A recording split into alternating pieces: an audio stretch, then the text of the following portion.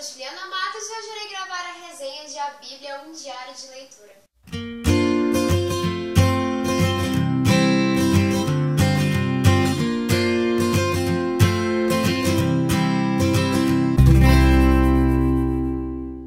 Luiz Paulo Horta nasceu em 14 de agosto de 1943 e infelizmente faleceu em 3 de agosto de 2013. Foi um jornalista brasileiro e um grande estudioso de música erudita, tendo inclusive feito várias críticas acerca deste tema para o Globo. Em 2003, Paulo Horta foi escolhido para ocupar a cadeira 23 da Academia de Letras, que teve como primeiro ocupante Machado de Assis, patrono. José de Alencar, inclusive, foi ocupada por Jorge Amado. Presidiu o Centro Dom Vital, que era um núcleo de estudos do pensamento católico, tendo inclusive realizado várias palestras na PUC do Rio de Janeiro. Além de A Bíblia, um estudo diário, Paulo Horta publicou outros livros pela editora Zahar, mas ligados à música clássica, como por exemplo Diário Grove de Música, Guia do Ouvinte de Música Clássica e também Música das Esferas, Crônicas dos anos 90. A Bíblia, o diário de leitura, é fruto de um grupo de estudo da qual participava o nosso autor,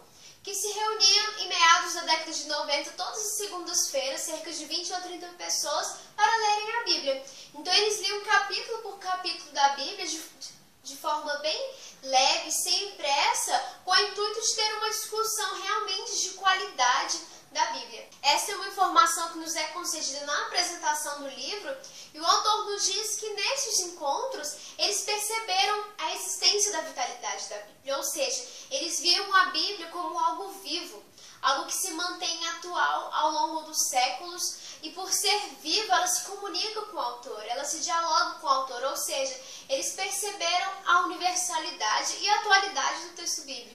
Ou seja, quando o indivíduo lê a Bíblia de coração aberto, o Espírito Santo dialoga com aquela pessoa, dialoga com o autor, e este leitor passa a perceber então a Bíblia como algo realmente vivo, que não ficou presa no tempo que foi escrita. Pelo contrário, ela é aplicada ao longo dos anos, sem perder esse caráter de vitalidade apontado pelo autor. Então este livro ele surgiu de uma necessidade de facilitar a leitura da Bíblia. O autor desejou, então, auxiliar a leitura para aqueles leitores de primeira viagem da Bíblia, pois realmente o texto bíblico muitas vezes se torna um pouco difícil de se ler. Não somente devido à linguagem, pois atualmente existem versões bastante atuais do texto bíblico. Entretanto, a dificuldade da Bíblia se dá pelo fato dela ser um todo único. A Bíblia é uma espécie de sistema. Então, muitas vezes, para você entender determinado capítulo, determinado versículo, você precisa ter um conhecimento do todo da Bíblia. Pois a Bíblia, além de ser esse sistema, ela deve ser atualizada com o contexto. Muitas vezes, um determinado ponto da Bíblia, ele só realmente faz sentido, ele somente tem o seu sentido verdadeiro quando você conhece o contexto histórico, o contexto econômico, político daquela época. Caso contrário, nós estamos deixando espaço para uma heresia bíblica. Para alcançar esse objetivo, então, o autor dividiu o seu livro em 37 capítulos. Como vocês podem ver, o livro é bastante fino. Então, esses 37 capítulos também são bastante pequenos. Então, cada capítulo possui um determinado tema que vai ser discorrido, que vai ser tratado de uma forma bem rápida e fluida e leve. A linguagem utilizada pelo autor é realmente muito tranquila de se ler, é realmente para uma pessoa que não tem um conhecimento bíblico aprofundado. É para uma pessoa que está iniciando sua leitura bíblica. O primeiro capítulo, por exemplo, se chama Quem Escreveu a Bíblia. Então, de uma forma bem rápida, o autor vai nos contar que a Bíblia foi escrita por homens inspirados pelo Espírito Santo. E quando ele vai tratar dessa forma, eu achei interessante que ele cita o islamismo, por exemplo, para fazer uma analogia, uma comparação entre essas duas religiões. E não é a única vez que ele vai citar outra religião. Posteriormente, este capítulo, lá na frente, ele cita, por exemplo, Buda para fazer uma determinada colocação, que eu achei bastante válido, pois muitas vezes nós temos o preconceito de achar que a teologia, de que o estudo da Bíblia tem que ser um estudo fechado. Pelo contrário, o indivíduo, quando ele vai estudar a Bíblia, principalmente na realidade que nós vemos hoje, ele tem que ser bastante aberto para fazer o máximo de ligações possíveis. Pois somente dessa forma nós teremos um conhecimento completo da Bíblia e da realidade. Caso contrário, nós teremos um conhecimento extremamente míope. E depois também, por exemplo, o autor faz referência a Shakespeare e a outros autores que eu não vou me lembrar agora, autores da nossa literatura literatura secular para também explicar o tema que ele estava tratando naquele determinado ponto. Então, no início do livro, ele trata sobre a escrita da Bíblia e o modo como isso foi feito. Ele trata, então, dos gêneros literários. Isso é algo que, por exemplo, na minha Bíblia traz, antes de cada capítulo, explica o gênero daquele autor. Pois, apesar destes homens terem sido inspirados pelo Espírito Santo, no momento de escrever, o Espírito Santo permitiu essa liberdade para que cada homem fizesse essa escrita de acordo com seu estilo literário. Então, nós percebemos que cada livro da Bíblia possui um determinado estilo diferente de escrever. E o autor tenta nos demonstrar isso de uma forma bastante breve e simples. Sempre isso é feito de uma forma bastante simples para o seu leitor inicial. A maior parte dos temas tratados pelo autor se referem aos textos da Antiga Aliança, do Antigo Testamento. E um dos temas por eles tratados é a criação, o pecado original. E quando ele trata do pecado original, ele fala de algo que eu achei bastante interessante, que ele diz que Deus permite a divinização do homem. Eu não sei se ele tratou com este intuito, com essa interpretação, mas quando eu li este texto, essa parte, eu interpretei de que Deus criou o homem para ser santo. Não que Deus nos diz que o homem possui a possibilidade de aqui na terra ser perfeito. Entretanto, eu acredito que ele quis dizer que Deus criou o homem para que ele buscasse a santidade.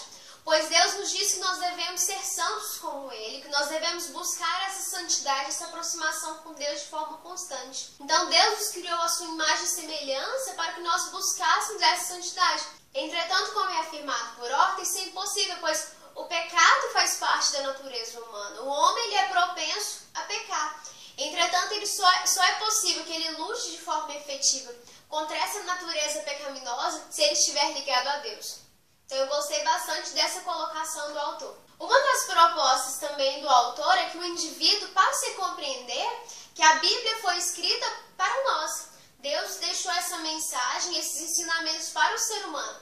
Dessa forma, é natural que nós, quando lemos a Bíblia, nós nos identifiquemos com cada personagem. Então, os personagens da Bíblia, assim como nós, eles estão longe de serem perfeitos. Então, é natural que quando o indivíduo passa a ter a Bíblia como um estudo diário, que ele passa a ter uma ligação com a Bíblia mais íntima, nós possamos nos identificar com o ser humano. Então, por exemplo, quando ele vai nos demonstrar o conflito interno a qual o faraó passou, pois ele teve que libertar os hebreus, então ele foi contra tudo que ele acreditava, a visão de mundo que ele tinha, a religião a qual ele foi criado, o politeísmo egípcio.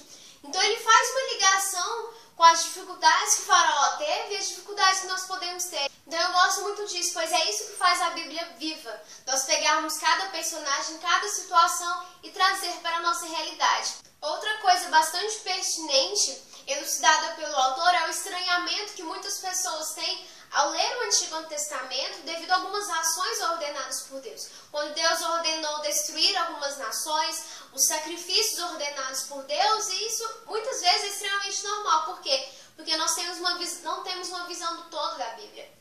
Novamente eu enfatizo, faz-se necessário nós conhecermos a Bíblia por completo. Pois quando nós temos um conhecimento do Antigo Testamento e do Novo Testamento, nós passamos a compreender um pouco mais essas ações do Deus do Antigo Testamento. É claro que é o mesmo Deus.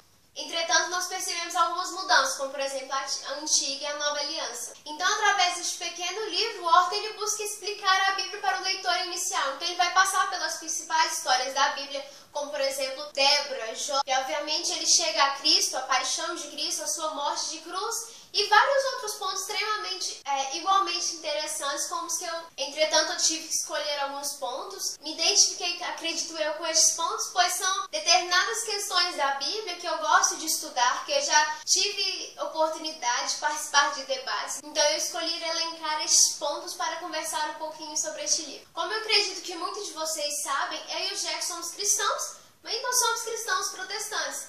Entretanto, Luiz Paulo Orton ele é católico. Apesar disso, não tive nenhum problema em ler o livro. Foi uma leitura extremamente válida, pois o catolicismo e o protestantismo, na sua forma simples de cristianismo, na genuidade do cristianismo, eles possuem a mesma raiz, são extremamente semelhantes, e foram poucas as divergências que eu tive devido a isso em relação ao livro. Entretanto, eu fiquei muito feliz de ler, pois eu conheci um pouco mais do catolicismo como por exemplo a Eucaristia. Eu ainda conheço muito pouco do catolicismo, que é um erro meu, e eu não sabia a origem da Eucaristia. E o autor nos conta, quando os hebreus conseguiram sair do Egito guiados por Moisés, eles ficaram 40 anos no deserto. Logo eles tinham dificuldade em se alimentar e beber água. E apesar dessas dificuldades, em nenhum momento Deus abandonou o seu povo. Moisés, ele clamava a Deus e Deus atendia. Então Deus enviava o maná dos céus para aquele povo. E esse maná que vinha dos céus, ele deu origem ao Eucaristia. Eu não sei se é certo dizer que é um ritual católico ou se é um dos seus sacramentos. Me desculpe quem é católico,